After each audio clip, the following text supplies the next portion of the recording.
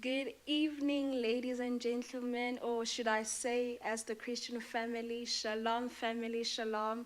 Welcome to the Synagogues JWC live stream for the 15th anniversary today on the 5th of June. I go by the name of Tabitha Peto, and I will be your host for the night. Thank you, everyone who has tuned in to show up. Today we will be having a great time celebrating the birthday of the Synagogues JWC. May you please don't forget to like, share, subscribe, even react, and remember that we are live on Instagram, on Facebook, and also on YouTube. But regarding some technical issues that we had, can you please forgive us as we are and shortly coming back after 30 seconds. Thank you.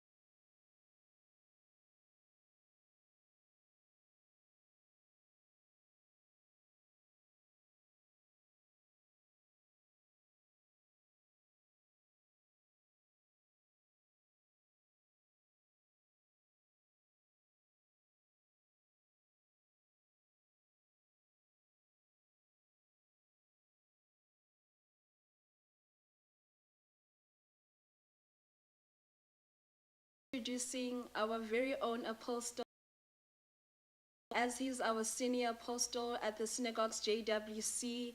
And before I do that, I would like to acknowledge everyone who's joining us right now from YouTube, Instagram, and also on Facebook. Thank you, Busisi Ngwenya. Shalom, it's a celebration.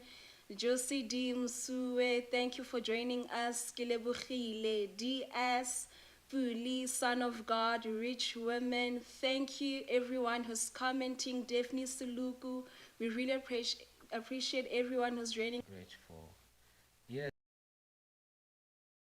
doing 15 years today, 15 years of ministry. 15 years of ministry. It has been a long journey, but quite exciting. And I can't believe it's 15 years, honestly. Time flies, time flies. It feels like it was only yesterday, but we've been through ups and downs, sideways. It has been quite a journey. Yeah, so we started 15 years ago. That was 2010, the year of the World Cup. Okay. So the ministry was launched, on the 5th of June 2010. Okay. That's when we officially launched the ministry. But the ministry had started 3 months earlier. So I had started this in my house with my family. Before I got there, I just want to thank God. I just want to thank God that we are here. Before I got there, I just want to thank God. I just want to thank God that we are here today. It is by His grace. It's not by might, nor by power, not by our own wisdom. Ministry is tough. Yes. It's God's work, it's not man's work. You can't do it on your own. You see a man, surviving in ministry, for such a long time, you got to respect them. And I remember, when I started ministry and now hear pastors say, I have 50 people in the church, and I'll be like, 50? Amen. We must get serious around here. But you know what? When I started, I realized 60 is 50. It's a big number. Yes. It's a big number, and it has been quite a journey to be where we are today. So,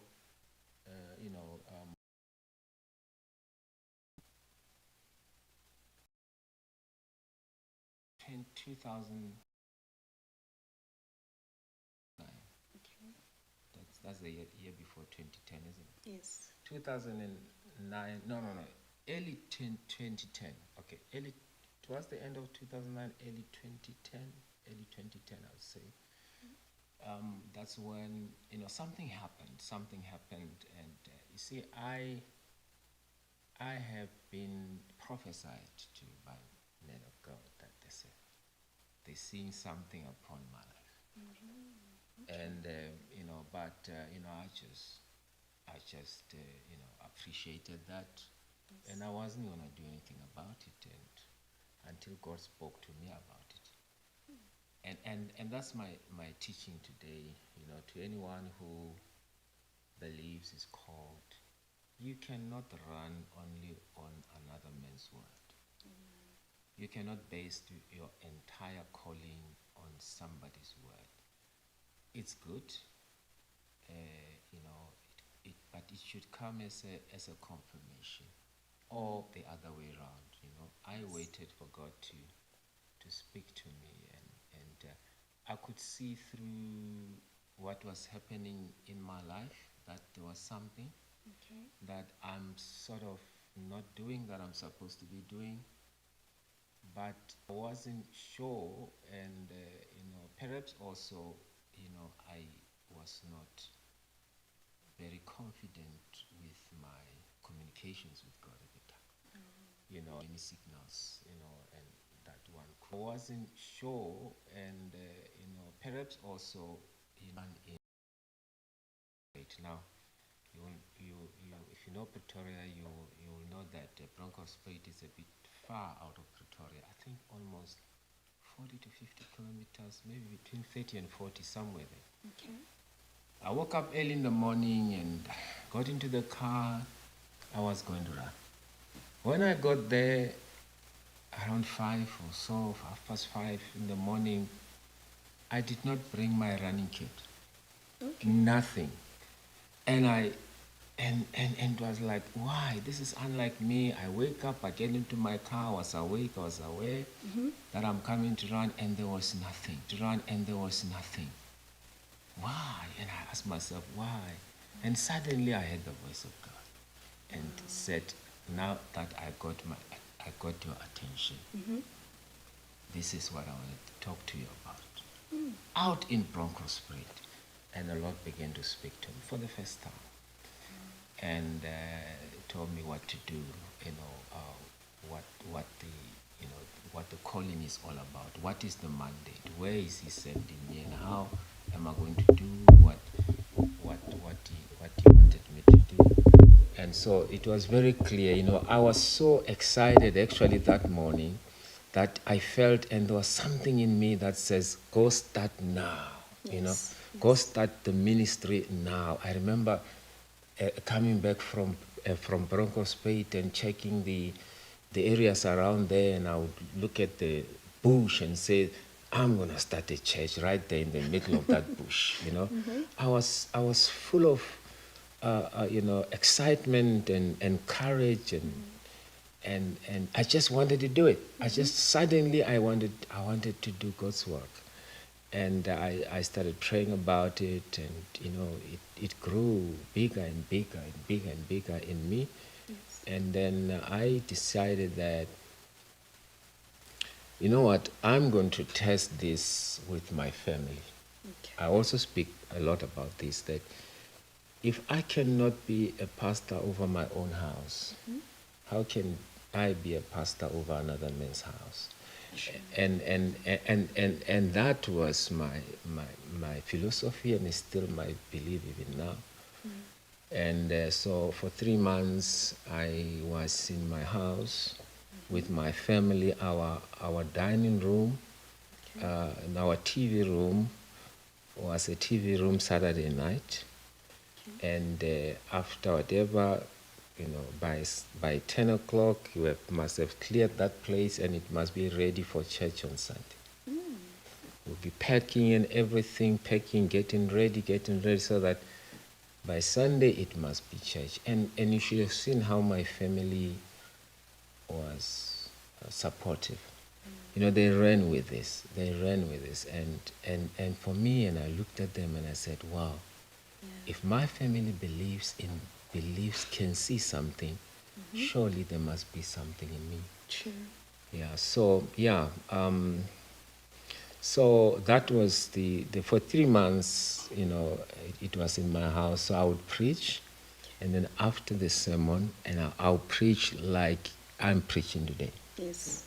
I was not like preparing a sermon for my family. Yeah. No, it was a sermon I would not even see them. I would just see church. And I would preach the same way you see me preach today. I was preaching to 4 people, no, 3 at the time. No, we were 2 years, so there were 3, okay? And I was the 4th one, so there were 3 in the church. I would preach like I'm preaching to 1,000 people. Wow. And that's how I started. And after the sermon, it would be Sunday school. So my wife would take the older kid, and I'll take the younger one. Okay. So it's Sunday school. Yes. And I remember one of the lessons that I did with my daughter, and I think yes, with Colofel at the time. And they were sitting outside, and I gave a newspaper. It was about being aware of the negativity that is around us. Okay. That the world is so negative that if you are not aware, you will be affected by all this. So then I gave her a newspaper, and I said to her she must circle anything that she thinks is bad in the newspaper. And she was, I think, 4 or 5. And then she was circling, no, not 4 or 5, because if we are 15, yeah. Okay, I'm not gonna give you the exact, otherwise you will make your own calculations. And okay, so she would circle, all these things that she thinks they make her feel bad, Let's go through all that in the newspaper, and then I'll say, then the next task was to circle anything that she thinks is good. When she reads it, it makes her feel, she goes through the headlines and of the World Cup. Yeah, so that is, where we spent most of the time. I think we were 2 years in Mafias, but then the Lord has spoken to me when I left the valley, and perhaps I need to go a little bit back so that we understand a little bit more. Okay. Can I continue to talk, or must I stop and allow something? I must continue. Yes, you can continue to talk. Because if you don't stop me, I'll continue talking. Okay. Okay, so do we have people? We do have people online. Oh yes, beautiful.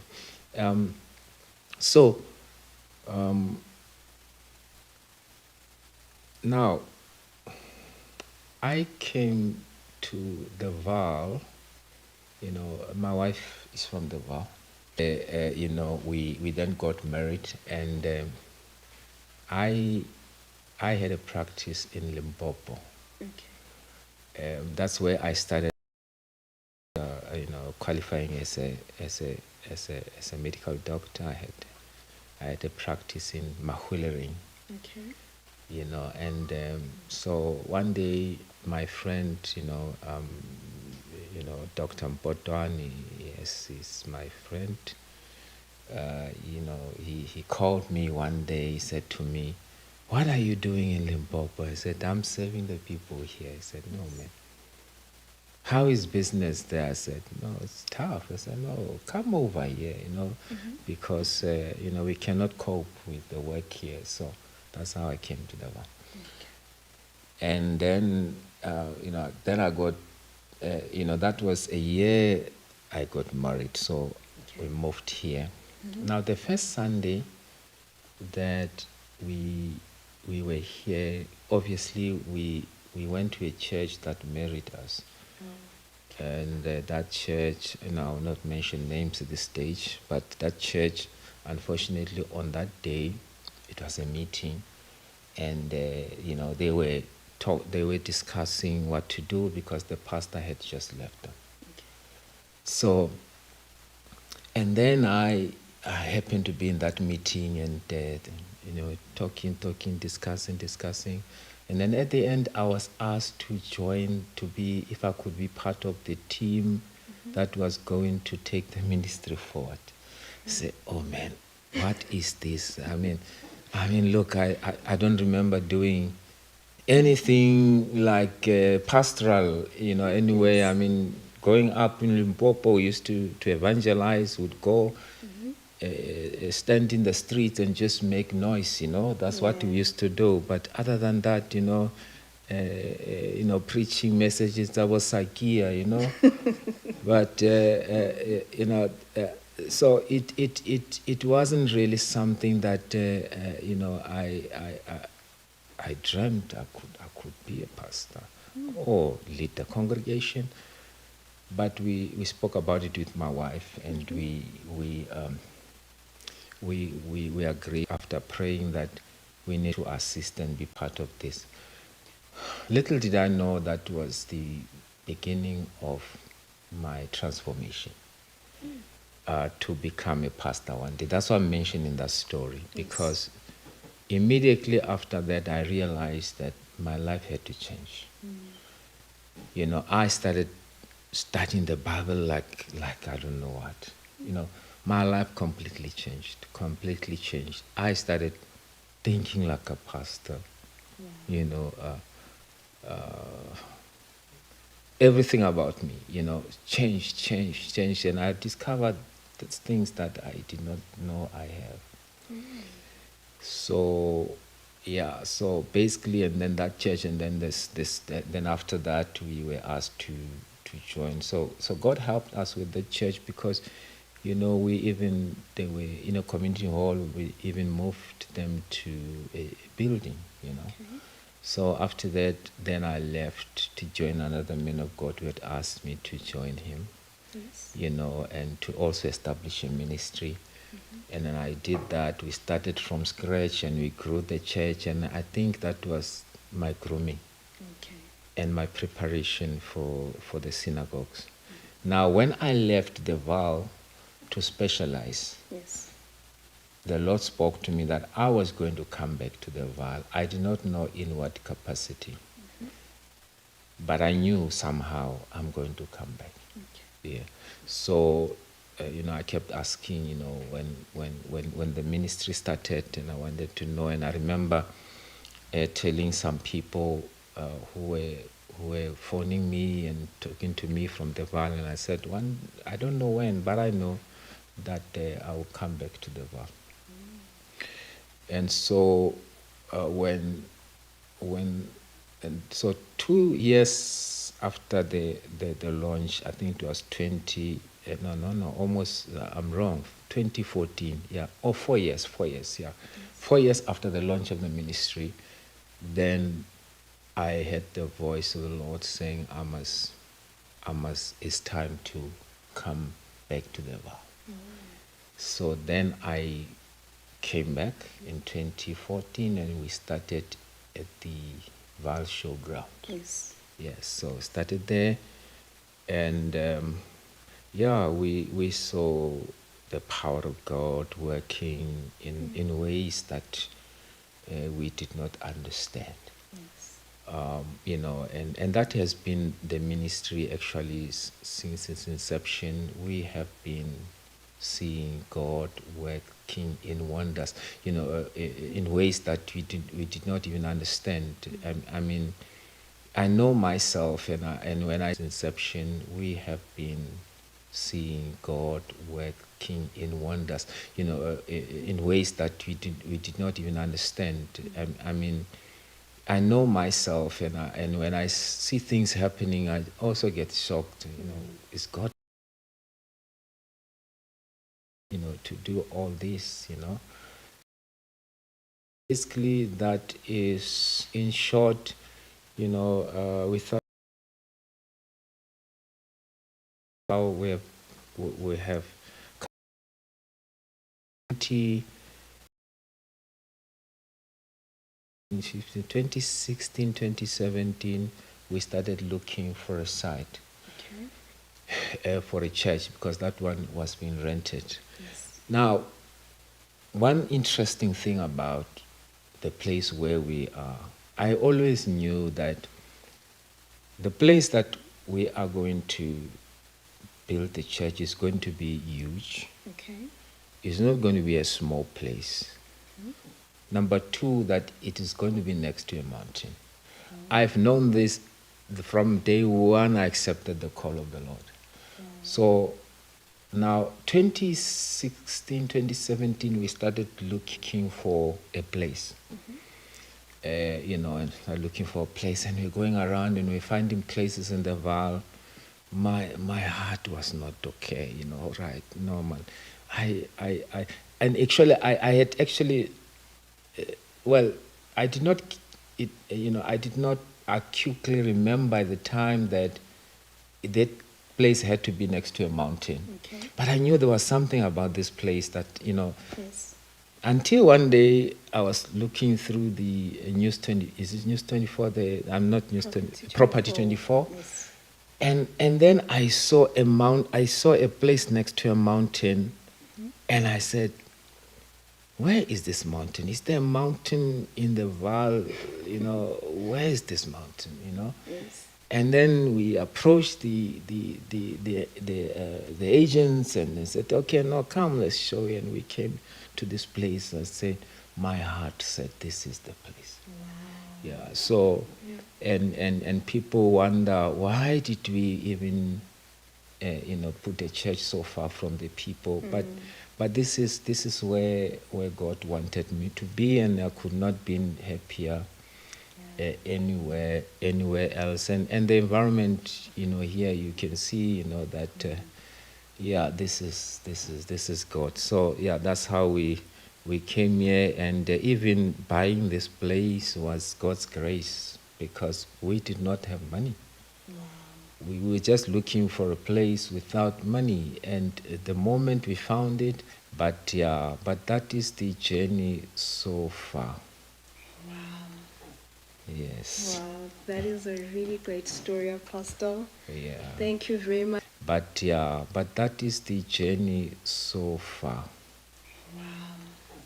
Yes. Wow, that is a really great story, Apostle. Yeah. Thank you very much for sharing the. Please don't forget to subscribe as well. We still need your subscription. Question is, we've asked you about when was the church officially launched. Most important thing that I can advise anyone who wants to follow the call of God on is that please make sure that you were called by God. Okay. Because I think that's what sustained me. That's what kept me in, even when I felt like giving up. There are times when you put everything in this and nothing seemed to work. Ministry is something from finances to whatever, to people, to involvement of people and many other things. So challenges after challenges after challenges. Yes. So, but I think that really kept me in this journey is the knowledge that He that called me is faithful. Amen. But I needed to make sure that I know that He called me, Yes. and not look anywhere else but up to Him. Close myself in that room and say, Lord, you have called me. I need to understand 1, 2, 3. Yes. So yeah, I never gave up. That's why I'm here. But feeling like giving up, I can say many times it has happened. There have been the lows in the ministry, where nothing works. The challenges that we have had with our buildings and many other things, they were taking it all on us. But but we thank God that we did not, because if we had done that, you can see how many people would have disappointed. So, but yeah, it is not easy, and there's nothing wrong